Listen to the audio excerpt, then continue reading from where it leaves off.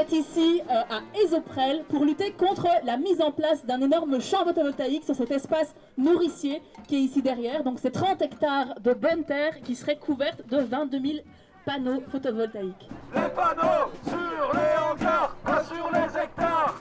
Les panneaux sur les hangars, pas sur les hectares. Parce que le 17 avril, c'est la journée internationale des luttes paysannes. Donc c'est une journée qui se passe en commémoration de l'assassinat de 17 paysans et paysannes du mouvement des Sans-Terre au Brésil. Et donc la Via Campesina, qui est le plus gros mouvement paysan à l'échelle internationale, a consacré cette journée comme journée des luttes paysannes. Et donc à plein d'endroits dans le monde, il se passe des choses. Et notamment en Belgique, ça fait plus d'une dizaine d'années qu'on l'organise avec ce réseau. Et où on va justement sur des luttes locales, mais qui ont un lien plus large que le local. Alors, qu'est-ce que c'est que l'agrivoltaïsme? Déjà, il faut le dire. Ouais. C'est le fait de mettre des panneaux photovoltaïques sur une terre qui est référencée comme étant agricole au plan de secteur. Le prix de la terre agricole en Wallonie, il est exorbitant comparé à d'autres régions du monde. C'est complètement déconnecté de la valeur agronomique. Et donc le fait qu'il y ait autant de grosses entreprises ou de grosses fortunes qui investissent et qui spéculent sur le foncier, fait augmenter les prix. Donc là on est à 36 000 € de moyenne, mais en fait il y a certains endroits en Wallonie où on va jusqu'à 90 000 € pour 1 hectare.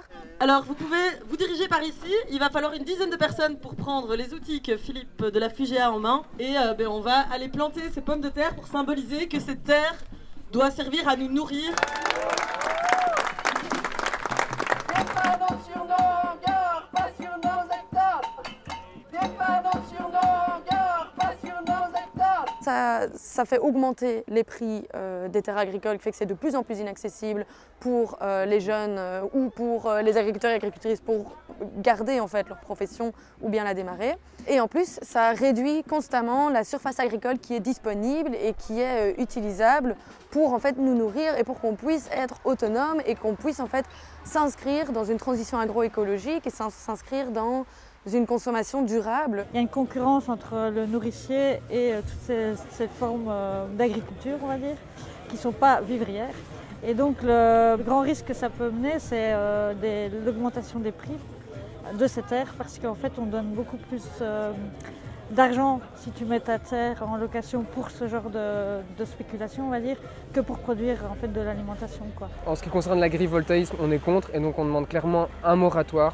Interdire ce type de projet en Wallonie, vu le contexte du foncier qui est complètement dérégulé, c'est le Far West sur le terrain, et rajouter un acteur pareil, c'est bien trop dangereux.